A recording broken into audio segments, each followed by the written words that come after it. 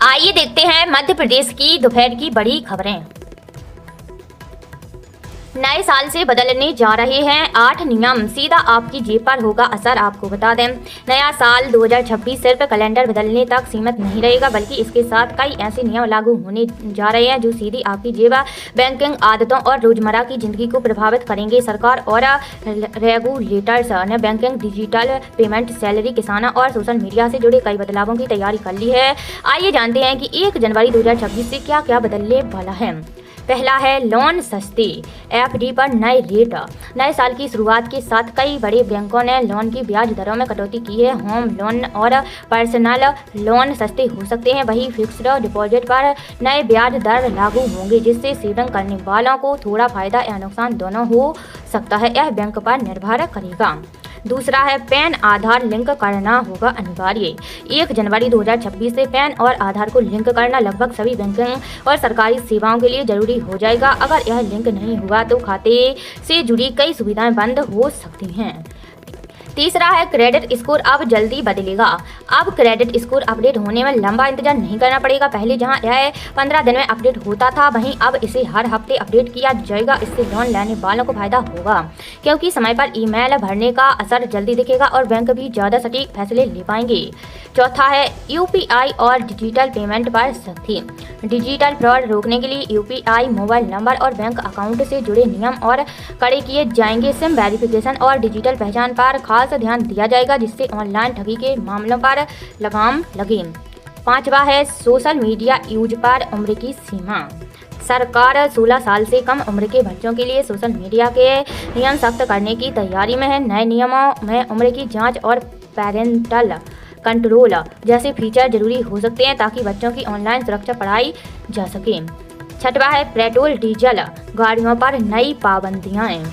प्रदूषण को कम करने के लिए कुछ बड़े शहरों में पुरानी या कॉमर्शियल पेट्रोल डीजल गाड़ियों पर नई रोक लग सकती है। इसका असर कैब, डिलीवरी और लॉजिस्टिक्स सर्विस पर भी दिख सकता है।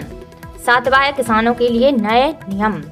पीएम किसान योजना का लाभ पाने के लिए कुछ राज्यों में यूनिक किसान आईडी जरूरी होगी। वहीं फसल बीमा योजना में जंगली जानवरों से हुए नुकसान को तय समय में रिपोर्ट करने पर कवर मिलेगा। आठवां है गैस, फ्यूल और टैक्स से जुड़े बदलाव। हर साल की तरह 1 जनवरी को एलपीजी, कॉमर्शियल गैस और एविएशन फ्यूल की कीमतों में बदलाव संभव है। साथ ही नया प्री फील्ड आईटीआर फॉर्म आने से टैक्स फाइलिंग आसान होगी, लेकिन जांच पहले से ज़्यादा सख्त हो सकती है। सीएम आज सतना को 652 करोड़ के विकास कार्यों की देंगे सौगात। आपको बता दें, मुख्यमंत्री डॉक्टर मोहन यादव 27 दिसंबर को सतना जिले को 652 करोड़ 54 लाख रुपए लागत के विकास कार्यों की सौगात देंगे। मुख्यमंत्री सतना शहर में 31 करोड़ 15 लाख रुपए की लागत से नवनिर्मित अंतर्राज्यीय बस टर्मिनल और 8 करोड़ 39 लाख रुपए लागत के नवनिर्मित धवारी क्रिकेट स्टेडियम का लोकार्पण करेंगे।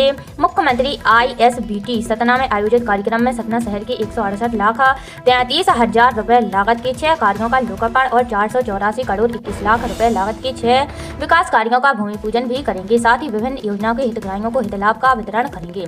सीएम सरकारी मेडिकल कॉलेज सतना में आयोजित कार्यक्रम में 383 करोड़ की लागत से बनने वाले 650 बिस्तरीय नवीन चिकित्सालय भवन के निर्माण का भूमि पूजन करेंगे। वे सतना में आयोजित व्यापार मेला के कार्यक्रम में भी शामिल होंगे।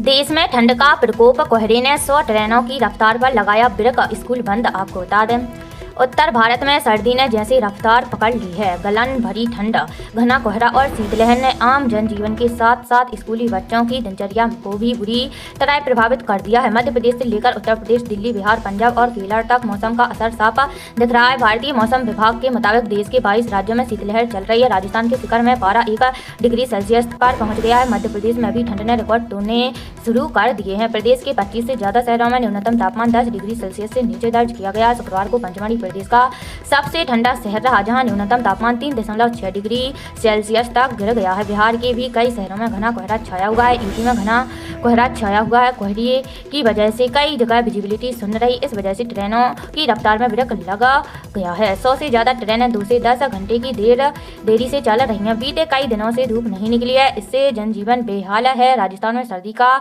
सितम बढ़ गया है। मध्य प्रदेश के कई जिलों में छाया कोहरा।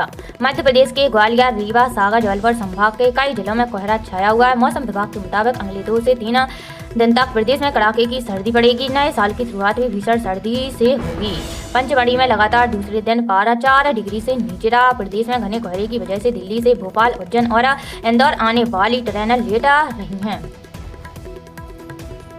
मुख्यमंत्री किसान कल्याण योजना, क्या 14वीं किस्त के लिए करना होगा इंतजार? क्या आपको मिलेंगे 2000 रुपए? आपको बता दें, मुख्यमंत्री किसान कल्याण योजना की 14वीं किस्त कब आएगी? मध्य प्रदेश के करीब 83 लाख किसानों को इस सवाल के जवाब का इंतजार है। प्रधानमंत्री किसान सम्मान निधि की 21वीं किस्त का पैसा मिले 1 महीने से ज्यादा का समय बीत चुका है। पीएम किसान की 21वीं किस्त के रूप में 2000 रुपए तो 19 नवंबर को ही किसानों के खातों में आ गए थे, लेकिन अभी तक सीएम किसान कल्याण योजना के पैसों का कुछ अता पता नहीं है।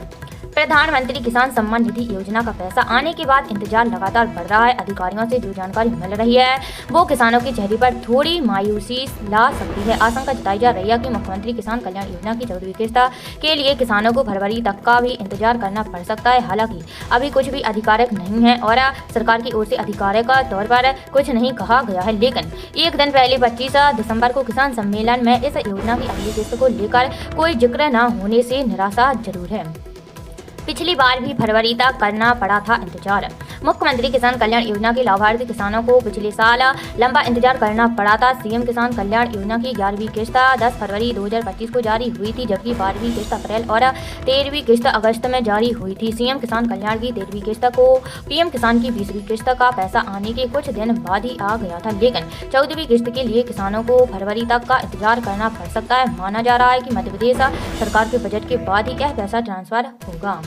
क्या आपके खाते में आएंगे 2000 रुपए? अब सवाल यह उठता है कि क्या आपके खाते में मुख्यमंत्री किसान कल्याण योजना के 2000 रुपए आएंगे? इस सवाल का जवाब आपकी पात्रता पर निर्भर करता है। आपकी जानकारी के लिए बता दें कि पीएम किसान सम्मान निधि से करीब 31 लाख नाम काटे गए हैं। इनमें मध्य प्रदेश के किसानों के नाम भी हैं। ये वे लाभार्थी हैं जो पात्रता की शर्तें पूरी नहीं करने के बावजूद पीएम किसान का पैसा ले रहे थे। बहुत से लाभार्थी ऐसे थे जहां एक ही परिवार में पति और पत्नी दोनों योजना का लाभ उठा रहे थे।